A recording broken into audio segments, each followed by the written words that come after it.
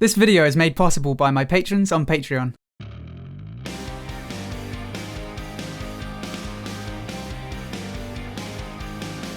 Hello everyone, my name is Xiomaro and welcome back to the channel. So today I've got a weird one for you. As you may have gathered from the title of the video, I want to talk a little bit about why you shouldn't take the word of a YouTuber, streamer, or even pro gamer as gospel. That third one might seem particularly strange to you, but trust me, I'm a YouTuber.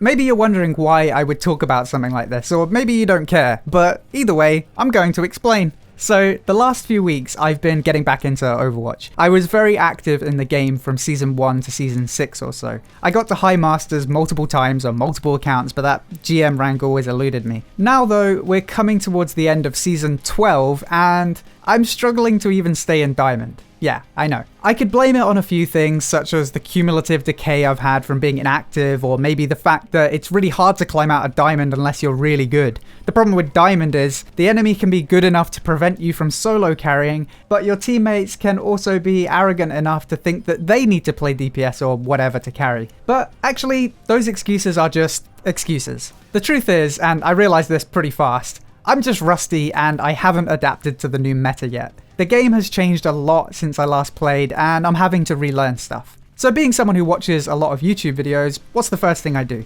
I watch a bunch of YouTube videos to get myself up to speed. And, oh man, a lot of these videos would be useful if I was playing scrims. But I'm not playing scrims, I'm playing in solo queue. I mean, I learned a bunch of useful stuff like what the new heroes counter and what counters them, but in terms of team comps and stuff, the advice you get from YouTuber streamers and even pro players just isn't that useful, and in some cases it's actually quite detrimental. And watching these videos got me on this train of thought about the advice you hear from all these quote-unquote influencers. Now, don't get me wrong, I'm not saying the advice people give is wrong. I mean, in some cases it can be wrong, but for the vast majority of successful YouTubers, streamers, and pros, they're successful for a reason. They almost certainly have some nuggets of truth to offer. But the problem is, general guides and advice make presumptions about the listener's skill level and what the meta is like at their rank. Let's give you two examples. One is the Soldier versus McCree thing in Overwatch. The general consensus is that Soldier is trash tier right now for a number of reasons. For one, he can get one-shot by a lot of heroes, and that's kind of the meta right now, just one-shotting things. So,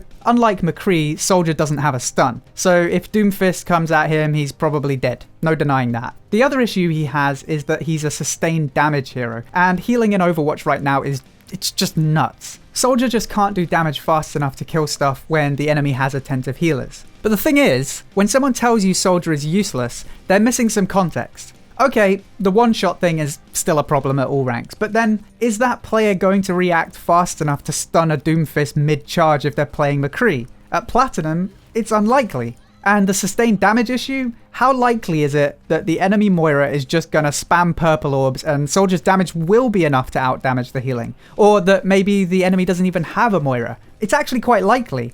And the thing with Soldier is, he's a lot more forgiving. On McCree, you're either popping off or you're doing nothing. On Soldier, even if you're not on your A game, you're probably still able to do something. So I would argue that the Soldier being trash thing is largely subjective. I'd like to use a Battlerite example as well, but there's no direct analogy. One thing I will say is, look at the Varesh nerfs over the last year. You will have seen a lot of comments about why Varesh was nerfed so much despite his pick rate being low. At a lower rank, it might have seemed like Varesh was just a high skill cap champion, and that's definitely true. But for people who were playing him at a high level, he was pretty insane. So the game was balanced for the upper levels of play. And the problem is, someone could have turned around to you and said, Varesh was a top tier pick, and they wouldn't have been wrong, but it might not have been a top tier pick for you. If you're a talented player, maybe he would be a good pick for you. Or maybe you just enjoy playing him, and if that's the case, then carry on. But if you're looking for advice on climbing, maybe Varesh wasn't the easiest way to do it. And you could have applied that logic the opposite way too. Remember when Rook was considered trash tier at a top level?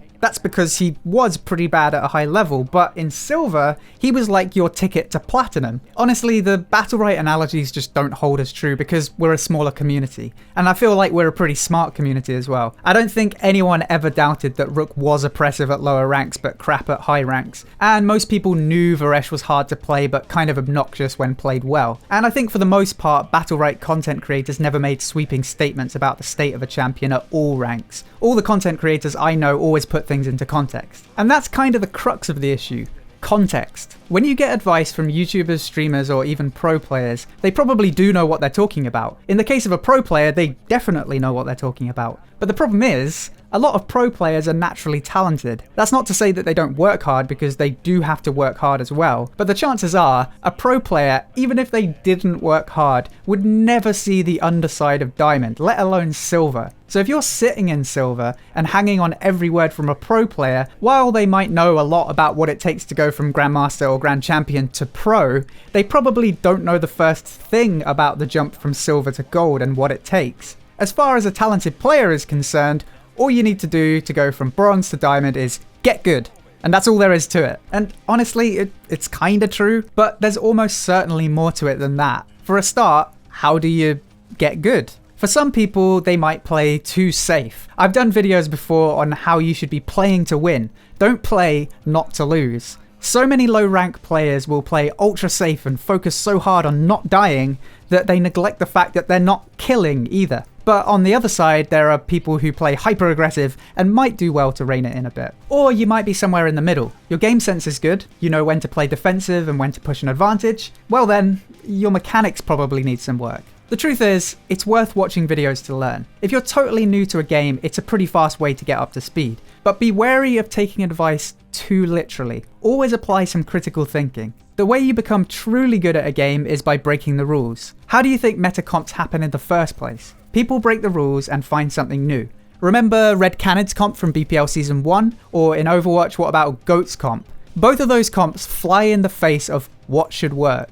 Now, don't take what I'm saying to mean do whatever you want and screw everyone else. Some stuff is dumb, but actually rigidly following the advice of every influential person you can find online is, at best, the path to mediocrity. Be a good teammate, be a good player, but don't be afraid to question advice. People will call you stupid, but actually, if you ask, why is that stupid? You might learn something. If the reason why it's stupid is because it just doesn't work, maybe that person doesn't know what they're talking about. If the reason makes sense, then you should probably follow their advice. It's kind of like what I do with Amazon reviews. I look at the 1 and 2 star reviews, and if it says stuff like, package arrived damaged, I think to myself, well, that's not necessarily the product's fault, is it? But if the reviews say, this phone charger fell apart after 1 month of light use, that's something worth listening to, and I'll avoid buying it. I guess the conclusion is, listen to advice, but always ask questions if something doesn't seem right to you. It might be that the advice is valid and you just need more explanation. Or maybe it's valid at some ranks but not at your rank. There are a bunch of times where you guys have questioned something I've said and it's turned out I was wrong.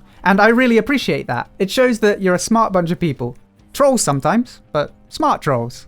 I hope you enjoyed this video. If you did, then please feel free to subscribe for more gaming guides, news, and discussion. And don't forget to check out the links below to Patreon, Discord, and Twitch. Until next time, thank you for watching, and I'll see you soon.